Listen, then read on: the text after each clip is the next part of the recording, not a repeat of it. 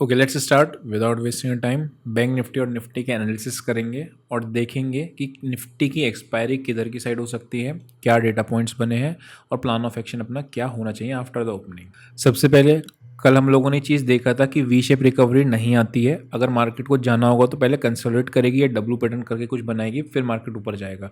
Otherwise वापस से अगर रिजल्ट्स खराब आते हैं तो आपकी सेलिंग में आपका कंटिन्यू होता रहेगा। अभी आप समझना क्या हुआ है, मार्केट नीचे आया, कोशिश कर रहा है ऊपर जाने की। हो सकता है कल एक और कैंडल बनाए, फिर एक रेड कैंडल बना के फिर चलना शुरू करे, यही तरीके का प्लान होगा। अदरवाइज मार्केट फिर से कंसोलिडेट करेगी। ये मोटी मोटी फिगर हमने वनडे के चार्ट पे देखी है। अब इसको अगर हम करते हैं कि वनडे के चार्ट में हमने देखा तो ये, लेकिन कहाँ तक जा सकता है। इस डे का लो क्या है, 49,250। ठीक है, तो 49,250 आपका ये एरिया आ रहा है इस एरिया में। ठीक है, तो ये आपका 250 से 406 ये सेलर्स का एरिया हो गया।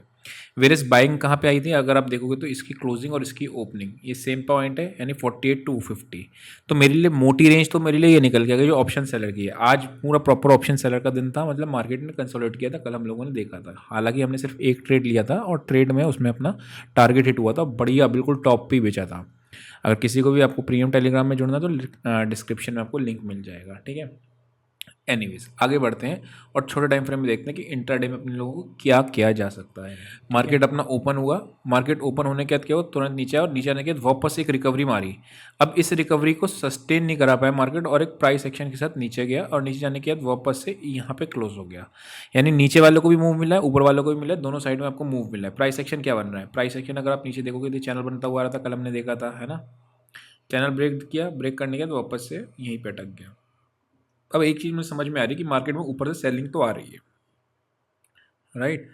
अगर ये वापस से इस लेवल को तोड़ेगा तो एक स्ट्रेच कर सकता है, स्कैल्पर्स के लिए काम आ सकता है। अदरवाइज क्या होगा, अगर यहाँ पे भी निकलेगा ना 48,900 49,000, तो भी ये चांसेस है कि यहाँ से एक बार ऊपर की तरफ मारे। क्यों, बिकॉज सेलर्स ने बहुत ट्राई कर लिया और वापस से एक बाइंग का सिनेरियो दिख सकता है। अदर यहाँ पे सारे सेलर्स का स्टॉप लॉस लगा हुआ उस केस में, और ये फॉल्स ब्रेकडाउन का केस बन जाएगा। तो मैंने कौन सा लेवल नोट करके रखा है, 49,050 के आसपास का मान लो। ठीक है, 245 नीचे और 400 ऊपर है।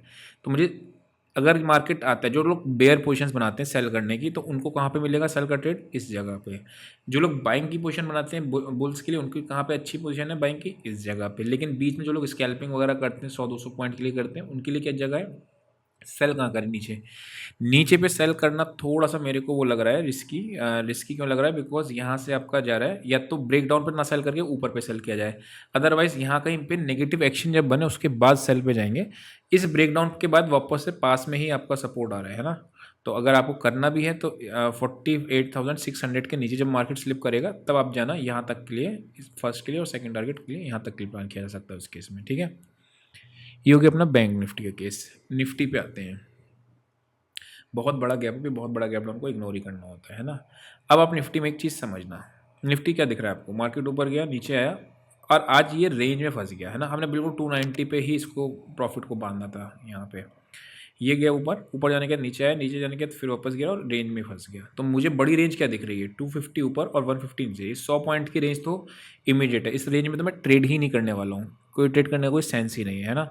अगर ये रेंज तोड़ता है ऊपर, पहली बार में तोड़ेगा तो मैं हाफ क्वांटिटी बाय करूंगा, अदरवाइज इस तरीके की फॉल्स ब्रेकआउट हो सकता है। तो मेरे को स्टॉप लॉस स्ट्रिक्ट रखना है उस केस में, और हाफ क्वांटिटी वापस से रिटेस्ट करके फिर चलना शुरू होगा तो मैं क्वांटिटी को ऐड कर दूंगा। ठीक है, सिमिलरली ब्रेकडाउन का भी केस वही होने वाला है कि अगर मार्केट नीचे गिरेगा वापस से इसको रेजिस्टेंस बनाए तो मजा आएगा। व्हाट इफ गैप अप खुले, आपको गैप अप या गैप डाउन जो भी खुले, एनालिसिस ब्रेकआउट और ब्रेकडाउन के लिए ही हम प्लान करेंगे। लेकिन एक चीज़ ध्यान समझना, कल है एक्सपायरी।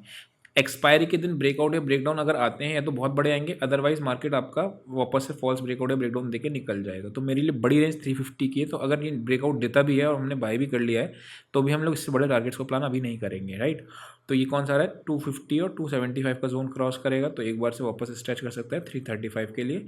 और अगर नीचे है तो अगेन ये सपोर्ट है आपका, तो आप इस कैंडल के नीचे जाएगा तो ओपनिंग रेंज लगाना, ORB को यूज़ करना। कौन सा लेवल है, 175 180, 175 180 टूटेगा, वापस से पहला टारगेट यहाँ तक के लिए होगा, फाइनल आपका 223 100 के लिए होगा, है ना।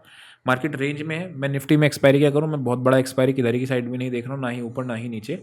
एक बार डेटा पॉइंट्स और देख लेते हैं और डेटा पॉइंट्स में चल के अपने को एक आइडिया लग जाएगा कि मार्केट में क्या सिनेरियो दिखने को मिल रहा है। यहाँ आ गए हम लोग। ठीक है, क्या है 23,100 पे आपकी पुट्स है। आज देख रहा प्रीमियम दोनों साइड से घटे। कल हमने देखा था कि मार्केट साइडवेज जानती है, दोनों कॉल बायर और पुट बायर दोनों को लॉस हुआ होगा इस केस में, है ना। 28 लाख आपकी पुट्स हैं 23,100 पे, फिर 23,200 पे 46 लाख पुट्स हैं, 24 लैक्स यहाँ पे हैं। कॉल साइड में कहा है 23,300 पे मैक्सिमम कॉल्स हैं और 56 लाख। कॉल राइटिंग ह्यूज है, पुट राइटिंग कम है, मतलब साइडवेज टू बेरिश डेटा बता रहा है। मार्केट कहाँ है, यानी कि बाय मैं 275 280 के ऊपर ही करूँगा, लेकिन स्ट्रिक्ट स्टॉप लॉस के साथ। अदरवाइज फेल हो रहा है ब्रेकआउट तो फिर वापस से नहीं जा सकता है मार्केट, है ना। तो इस चीज़ को अपन लोग ध्यान में रखेंगे। बैंक निफ्टी में क्या कर सकते हैं, मैं यहाँ पे देखोगे तो आप मुझे दिख रही है कॉल राइटिंग ह्यूज, ठीक है, और यहाँ पे पुट राइटर्स भागे विच इंडिकेट्स का नेगेटिव सिनेरियो का डेटा। तो अगर ये वापस से नेगेटिव दिख रहा है तो वन डे के चार्ट पे क्या ये कल कंटिन्यू कर सकता है, बिल्कुल कर सकता है। तो इसको ध्यान में रखना है। रेंज तो आपको पता ही है कहाँ पे करना है, और 175 165 के नीचे ही बेरिश होने वाले हैं। निफ्टी क्या बताता है आपका, बैंक निफ्टी। बैंक निफ्टी का एक बार वन डे का चार्ट देखेंगे, ठीक है, और वनडे का चार्ट क्या कह रहा है, ओके सेम सेम सिनेरियो है ना, सेम सिनेरियो दिख रहा है।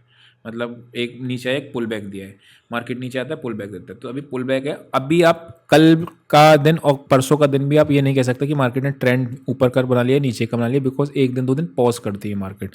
तो पॉज के ट्रेंड पे ही करेंगे, ऑप्शन सेल करके बैठेंगे दो, ताकि ज़्यादा वो प्रीमियम डीके का फ़ायदा उठा पाए, है ना। मूव आएगा तो हो सकता है वी शेप आ जाए, मिस हो जाता है उस केस में, लेकिन जिसकी प्रोबेबिलिटी कम होती है उसकी तरफ ट्रेड लेना थोड़ा सा अवॉइड करते हैं हम, है ना। तो आई होप को समझ में आएगा पूरा। अभी के लिए इतना ही, see you in next session, till then bye bye.